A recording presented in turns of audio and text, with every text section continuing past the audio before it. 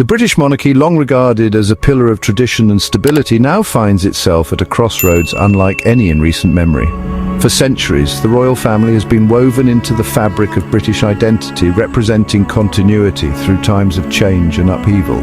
But today, the monarchy faces a defining crisis that has captured the attention of the nation and the world.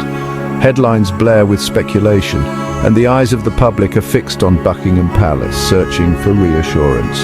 King Charles III, who spent a lifetime preparing for his role, is now confronted with a serious health challenge. His illness has cast a shadow over the future of the crown, raising urgent questions about what lies ahead for the monarchy. The once smooth transition from the late Queen Elizabeth II to her son has been unexpectedly disrupted. The royal family, still mourning the loss of its matriarch, now faces a new wave of uncertainty, both within its ranks and across the institution itself. The king's illness has forced the nation to confront the reality of succession far sooner than anyone anticipated. Every official statement from the palace, every fleeting public appearance is analyzed for clues about the monarchy's future direction. Prince William, now more than ever, shoulders the immense weight of expectation as heir to the throne. He must balance his public duties with the private pressures of preparing for a role that may come sooner than he hoped. Meanwhile, Queen Camilla stands as a steady and supportive presence, offering strength to both her husband and the institution during these turbulent times. The monarchy is being tested as never before. Public debate intensifies, with some questioning its relevance in modern Britain, while others rally in support, hoping the institution can adapt and endure. Around the globe, millions watch and wait, wondering if this ancient institution can weather the storm and emerge stronger, or if it will be forever changed by this moment of crisis.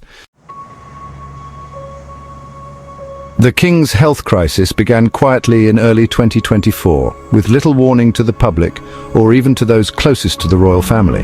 The atmosphere around Buckingham Palace was tense as rumours of the King's health began to circulate in hushed tones among palace staff and royal watchers alike.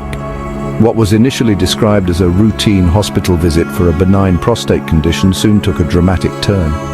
During the course of standard medical checks, doctors discovered something far more serious, a cancer diagnosis that would send shockwaves through the nation.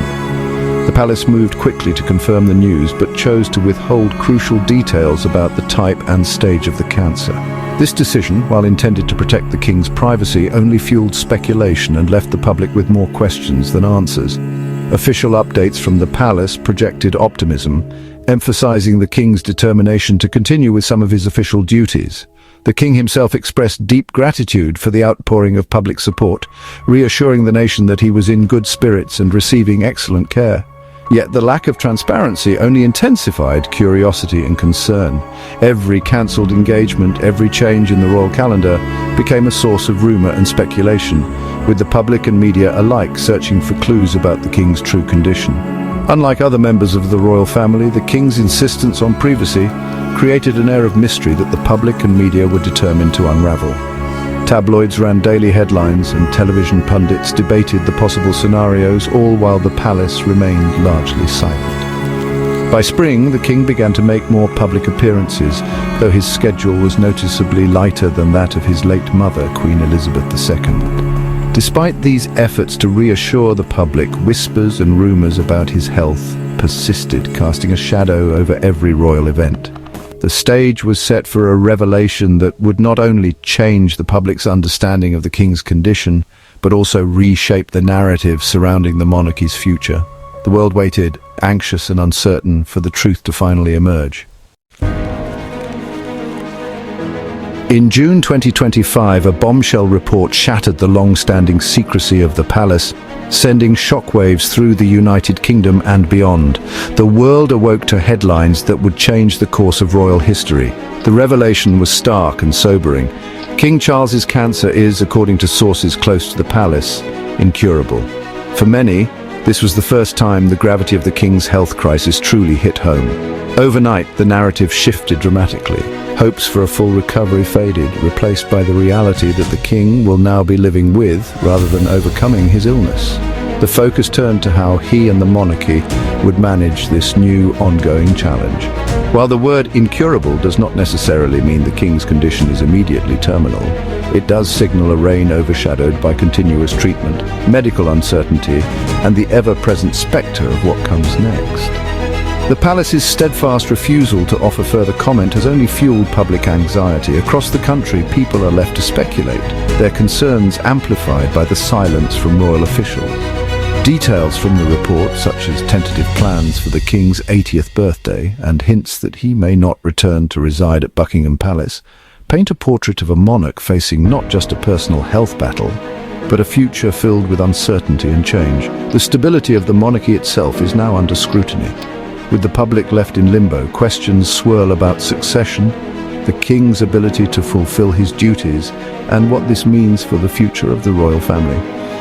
The fallout from this revelation is only just beginning. The institution, already under pressure from modern challenges, must now confront perhaps its most profound test in decades, a test of resilience, leadership, and public trust. As the world watches, one question remains: how will the crown adapt to this new era of vulnerability, and what will the future hold for the British monarchy? The royal family's response reveals both unity and division. Queen Camilla has become a pillar of strength, maintaining public duties and supporting the king through his illness. Prince William is stepping up, taking on more responsibilities and preparing for an eventual transition, all while balancing family and duty. Talk of a soft handover has emerged, with William acting as a quasi-regent. Meanwhile, Prince Harry's brief visit and candid public remarks have highlighted the ongoing family rift, deepening the sense of crisis. The king's estrangement from Harry and his grandchildren remains unresolved, casting a shadow over the monarchy. Hopes for reconciliation persist, but the path forward is fraught with difficulty. As the king battles illness, the family's divisions are more visible than ever. News of the king's incurable cancer has unsettled the UK, sparking both sympathy and frustration. Many empathise with the king's struggle, but the palace's secrecy has fueled debate over the balance between royal privacy and public interest. Some demand more transparency, while others defend the king's right to confidentiality. The uncertainty extends across the Commonwealth, where the monarchy's stability is closely watched. In countries like Australia and Canada, the king's health crisis has reignited debates about republicanism. International media and allies are monitoring the situation, aware that instability in London could have global repercussions. The monarchy's future is now a matter of international significance. The pressure on the palace to reassure the public and project stability has never been greater.